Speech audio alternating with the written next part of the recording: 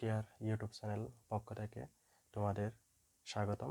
আজকে আমরা বিজনেস ম্যাথের একটা গুরুত্বপূর্ণ অধ্যায় প্রোগ্রেস বা প্রগমন এর আগের লেকচারে আমরা 3টা লেকচার অলরেডি শেষ করছি। আজকে আমরা 3য় লেকচার নিয়ে হাজির হলাম। আজকের লেকচারটা একটু ভিন্ন টাইপের, কারণ আজকে লেকচারে এমন একটা অঙ্ক দেখাবো যেটা অনেকটা প্রত্যেকটা ইয়ারে অ্যাকাউন্টিং এবং ম্যানেজমেন্টে সবসময় এসে থাকে। যে অঙ্কটা শুধুমাত্র তুমি খাটামোটা একটু যদি নিজের মাথার মধ্যে সেট আপ করে রাখতে পারো, তাহলে দেখবা যে অঙ্কটা অনেকটা ইজি। তুমি বারবার এখানে কোনো ভুল ছাড়াই তোমরা এই অঙ্কটা সমাধান করতে পারবা। সেই ম্যাথটা নিয়ে আজকে আমি তোমাদের বিস্তারিত ভিডিওর মধ্যে দেখাবো। তাইলে আজকে ক্লাস শুরু করার আগে একটা কথাই বলে রাখি তোমাদের, অবশ্যই আমার YouTube channel Riyad education care অবশ্যই সাবস্ক্রাইব করবা এবং ফেসবুক পেজ বন্ধুবান্ধব যাদের আছে তাদেরকে অবশ্যই ইনভাইট করবা। সো আজকে আমরা গুরুত্বপূর্ণ যে ম্যাথটা 2013 সালে ম্যানেজমেন্ট এমনকি অ্যাকাউন্টিংয়ে, তারপর 16 থেকে কিনা 17 সালে আসছিল, তারপর 18 সালও আসছিল, আবার 19 সালের মধ্যে অ্যাকাউন্টের মধ্যেও আসছিল। যে মানে একটা নিয়ম, এই ম্যাথটা সবসময় আসতে থাকে, শুধুমাত্র একটু সংখ্যাটা চেঞ্জ করে প্রত্যেকবার, কিন্তু এই ম্যাথটা দেখা যাচ্ছে প্রোগ্রেস চ্যাপ্টার অর্ধেক থেকে, ঠিক আছে। তাইলে এই স্ট্রাকচার যদি আমরা মাথার মধ্যে সেট আপ করতে পারি তাহলে আমরা অবশ্যই করতে পারবো, ঠিক আছে। তো আমি সুবিধার জন্য অঙ্কটা তোমাদের সামনে বোর্ডের মধ্যে তুলে রাখছি, শুধুমাত্র তোমরা একটা কাজ করবা, তেমন কিছু এখানে বোঝার নাই, শুধুমাত্র তোমরা স্ট্রাকচার মানে যেরকমভাবে আছে হুবহু তোমরা পরীক্ষায় গিয়ে সেরকমভাবে তুলে রাখবা। যদি সংখ্যা চেঞ্জ থাকে ওই সংখ্যাটা করতে করবা, শুধুমাত্র চেঞ্জটা করবা, ঠিক আছে। সো আমি অঙ্কটা তুলে রাখছি সুবিধার জন্য। দেখো অঙ্কটা কী করছে আমরা তুলে রাখছি।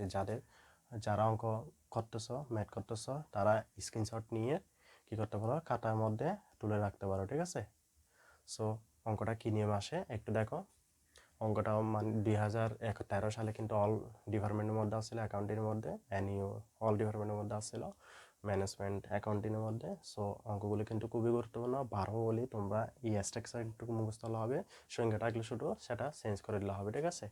যেমন আসছিল আগে 5 প্লাস কত, 5 মানে 5 থেকে কত হয়েছে প্লাস 55 হয়েছে, 5 আরও একটা বস্তু কত হয়েছে 555 হয়েছে, পরেরটা কি হতে হবে 5555 হবে, এভাবে থাকবে, ঠিক আছে। যদি এটা 4 দিয়ে থাকে, যেমন পরের অঙ্কটা কিন্তু এটা বাংলা আসছিল এন সংখ্যক পদের সমষ্টি, মানে 555 plus 555 plus dot dot dot N সংখ্যক পদেরকে সমষ্টি, ঠিক আছে। এটা বাংলা টাইপের আসছিল। অনেক সময় এটা ইংলিশ টাইপের অনেক বড় আছে। তো ইংলিশটা কীভাবে আসছে দেখো, find the sum of the series 8 plus 88, ঠিক আছে, প্লাস 888 ডট ডট দিয়ে টু এন তম ট্রাম। এটা ইংলিশ আসতে পারে, বাংলাও আসতে পারে, ঠিক আছে। বাংলা আসলে আমরা বাংলা টাইপ লিখবো, আর ইংলিশ আসলে কী লিখবো, আমরা ইংলিশটা লিখবো, ঠিক আছে।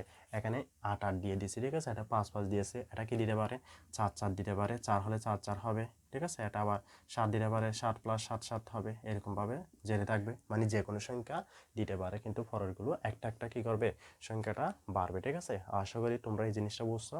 এটা 9 হলে কি হবে 9, তারপর 9 2টা হবে, আবার 3টা হবে, এভাবে বাড়তে থাকবে, ঠিক আছে। তো এটা ইংলিশ টাইপও দিতে পারে আমাদেরকে, বাংলা টাইপেরও দিতে পারে। আমি বাংলা টাইপটা দেখাচ্ছি, অবশ্যই ইংলিশ টাইপ একই, শুধুমাত্র এদিকে বাংলা লেখাটা একটু কি হবে যে ইংলিশ হবে, ঠিক আছে। সো আমি প্রথমটা দিয়ে দিয়েছি, দেখো প্রথমে দেওয়া আছে, প্রথমে কি লিখতে হবে আমাদের, দেওয়া আছে যেটা দেওয়া আছে সেটা লিখছি, যেমন 555, তারপর কত 555, তারপর ধরি এস এন কি লিখবো সাম, ঠিক আছে, মানে সাম, ঠিক আছে, সাম অফ সিরিজ, ঠিক আছে। এটা দেখো, তাও প্রথমে যেটা আছে সেটা লিখছি, প্লাস 5 প্লাস 5 প্লাস কত 55 plus 555 plus dot dot dot N সংখ্যক এন পদ পর্যন্ত, কি পর্যন্ত এন পদ পর্যন্ত লিখবো, ঠিক আছে। আমি বারবার বলি অঙ্কটা বোঝার মতো কিছু নেই, শুধুমাত্র তোমরা এই স্ট্রাকচারটা যেরকমভাবে আছে হুবহু সেরকম রাখবা, শুধু সংখ্যাটা চেঞ্জ করবা, শুধু কি করবা সংখ্যাটা চেঞ্জ করবা, তেমন কোনো জটিল কাজই নাই। তারপর কি লিখবে দেখো, দ্বিতীয় লাইনটা 5 যেটা আছে, মানে যেটা 5টা 5 দিয়ে শুরু হয়েছিল, তাহলে এটা কত 8 লিখবো, যেটা থাকবে সেটাই এখানে লিখবো, ঠিক আছে। 7 হতে পারে, 4 হতে পারে, 5 যেটাই হোক না কেন আমরা এই জায়গাটা লিখবো, ঠিক আছে।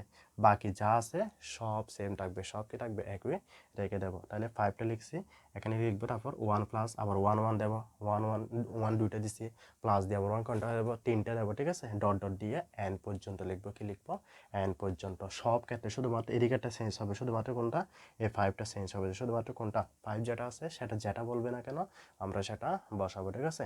তাহলে এখানে 5টা, তারপর কি লিখবো 1 1 লিখে দিছি, ঠিক আছে। তারপর লিখবো যে 5/9, কি লিখবো 5/9। যদি এটা 7 হয় 7 ডিভাইড বাই কত হবে 9 হবে, 8 হলে 8 ডিভাইড বাই কত হবে 9 হবে, 4 হলে 4 ডিভাইড বাই কত হবে 9 হবে।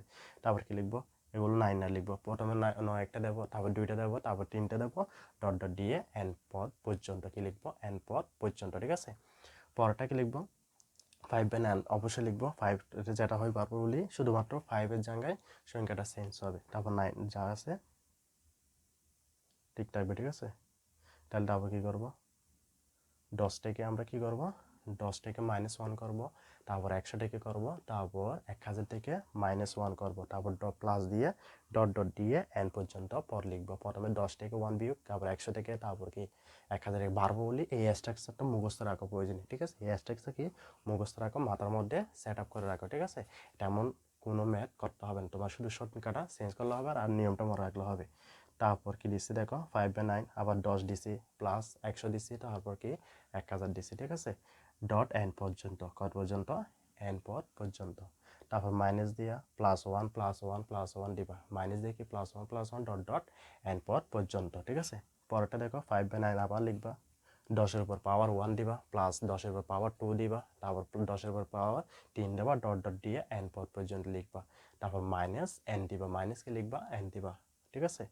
পরেরটা 5/n দিবা, 10 যা আছে এটা লিখবা, তারপর প্যাকেট দিবা, 10-এর উপর পাওয়ার n দিবা, মাইনাস কি দিবা 1, আবার 10 লিখবা, 2 কি লিখবা 1 লিখবা, মাইনাস কত দিকে n দিবা। এগুলো সব সেম থাকবে, 12 বলে এগুলো সব সেম থাকবে সব সময়, প্রত্যেকটা অঙ্কের ক্ষেত্রে এরকম অঙ্ক বাইর করতে বলে সবগুলো সেম থাকবে, শুধু 5টা চেঞ্জ হবে, ঠিক আছে। তারপর এখানে কত হয়েছে 10, নিচে 10 থেকে 1 হয়ে গিয়ে 9 হয়ে গেছে, ঠিক আছে।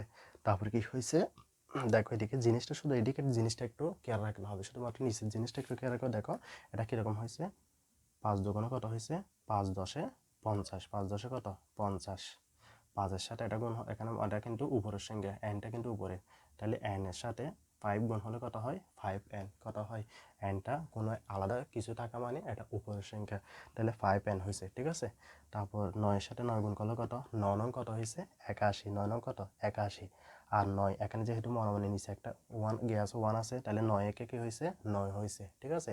আর কোনো কিছুই তোমাদের চেঞ্জ করতে হবে না, শুধুমাত্র এই জায়গাটা একটু মাত্র চেঞ্জ হবে, ঠিক আছে। শুধুমাত্র এই জায়গাটা, শুধুমাত্র কি এই জায়গাটা। আবার বলি দেখো 5-এর সাথে 10, 5 10-এ কত হয়েছে 50, এদিকে যা আছে বসছে, 5-এর সাথে n যোগ হয়েছে 5n, আবার 9-এর সাথে 9 নং কত 81, 9-এর সাথে এখানে মনে একটা 1 থাকবে, n এর নিচে একটা কি আছে n এর নিচে 1 আছে, এটা 9 একে 9, আর কোনো কিছু কাজ নাই। তোমার বার বলে স্ট্রাকচারটা অবশ্যই কী করবা মুখস্থ রাখবা, তাহলে তোমরা অঙ্কগুলো পেরে যাবা, ঠিক আছে। আর যখন ইংলিশে আসবে, যখন এখানে ইংলিশে দিছে না, তখন শুধুমাত্র কাজ কি, শুধুমাত্র দেওয়া আছে জায়গায় আমরা কি লিখবো গিভেন, কি লিখবো গিভেন দেওয়া আছে, ঠিক আছে। এটা লেস ধরতে পারো, এটা কি লেট, দড়ির জায়গায় আমরা কি লিখবো লেট লিখবো।